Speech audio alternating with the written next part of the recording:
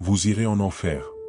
Ce cri a résonné dans les églises, sur les places publiques, dans les campagnes évangéliques, et parfois même dans les cœurs silencieux de ceux qui se croient perdus.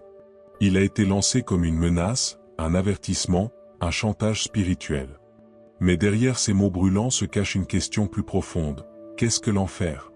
Et pourquoi tant d'hommes y ont projeté les autres, parfois sans comprendre la braise qui l'agitait sous leurs propres pieds? L'enfer, un gouffre ou une invention? Une réalité éternelle ou une parabole du cœur?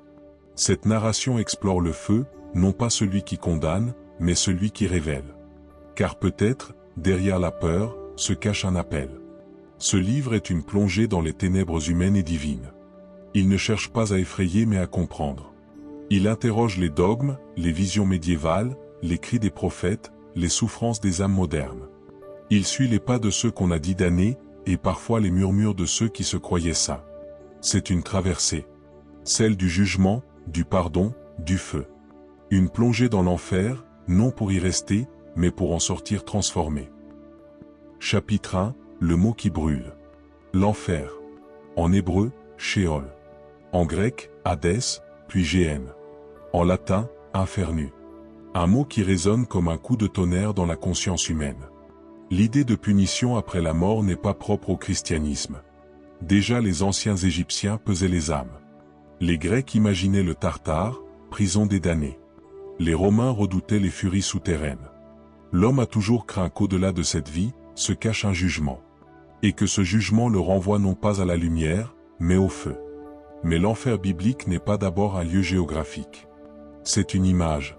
Une image violente pour dire la rupture avec Dieu. L'absence de relation. La solitude éternelle. L'enfer commence là où l'amour cesse. Au fil des siècles, ce mot s'est chargé de peur, de vision, de souffrance. Il est devenu une arme rhétorique, un outil de pouvoir, un mystère théologique. Il a hanté les sermons, les rêves, les cauchemars. Il a inspiré les poètes, les mystiques, les fous. Il est devenu une brûlure collective. Et pourtant, peut-on comprendre ce mot sans comprendre ce qu'il cherche à sauver? Chapitre 2, les flammes des premiers siècles. Au premier siècle du christianisme, l'enfer n'est pas encore enfermé dans des dogmes. C'est une possibilité, une angoisse, une parabole. Les pères de l'Église s'interrogent, Dieu, amour parfait, peut-il vouloir la damnation éternelle? Origène propose une idée audacieuse, la restauration finale de tous, même des démons. Pour lui, le feu de Dieu purifie, il ne détruit pas. Mais cette vision sera jugée hérétique. Tertullien, au contraire, se réjouit que les damnés soient livrés aux flammes éternelles. Pour lui, c'est la justice divine. Clément d'Alexandrie, Augustin, Jérôme, tous cherchent une ligne. Comment concilier justice et miséricorde? À cette époque, l'enfer est aussi eschatologique, il fait partie du jugement dernier. Mais il est aussi moral. Ceux qui refusent l'amour, ceux qui haïssent, ceux qui vivent pour eux-mêmes creusent leur propre abîme. La question ne cesse de hanter l'Église naissante, Dieu punit-il? Ou laisse-t-il l'homme libre de se perdre? Chapitre 3, enfer médiéval, enfer politique. Avec le Moyen Âge, l'enfer devient architecture. Il a ses portes, ses cercles, ses bourreaux. Dante, dans sa Divine Comédie, en fait une carte. Virgile le guide à travers les douleurs de l'âme perdue. Chaque péché a sa peine. Chaque damnation, son récit. L'Église se sert de cette imagerie. Elle peint l'enfer sur les murs des églises. Elle le décrit dans les homélies. Elle l'impose comme vérité indiscutable. Il devient l'ultime moyen de conversion ou de domination. Mais ce n'est pas seulement une manœuvre de peur. L'homme médiéval vit dans un monde symbolique. L'enfer est partout, dans la guerre, la peste, la misère. L'enfer est déjà là. Il ne s'agit pas seulement de fuir le feu, mais d'espérer le ciel. Et pourtant, dans cette surabondance d'images, l'amour disparaît. Dieu devient juge impitoyable. L'Église devient gardienne des clés du salut.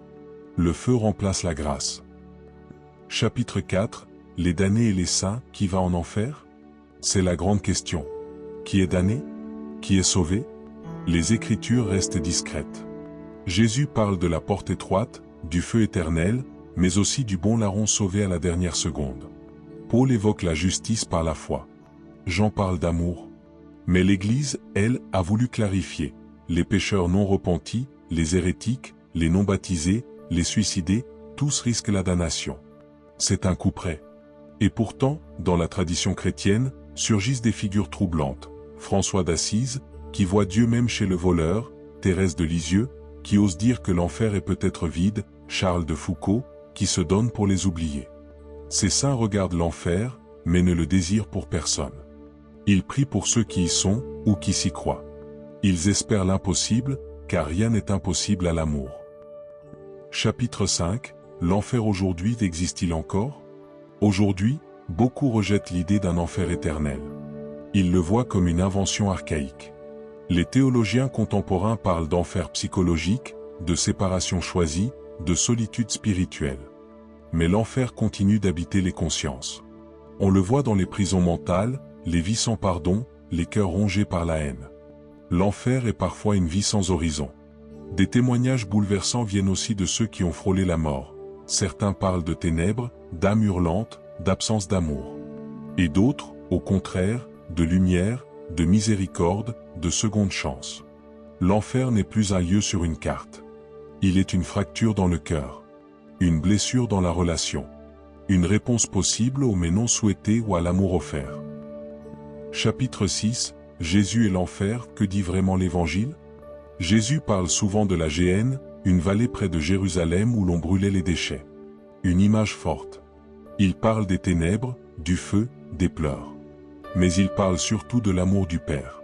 Il ne menace pas, il avertit. Il ne condamne pas, il appelle. À la femme adultère, il dit, « Va, ne pêche plus. » Au larron, « Aujourd'hui, tu seras avec moi dans le paradis. » Jésus est venu non pour condamner, mais pour sauver. Son message n'est pas un chantage, mais une offrande. Il tend la main jusqu'au dernier souffle.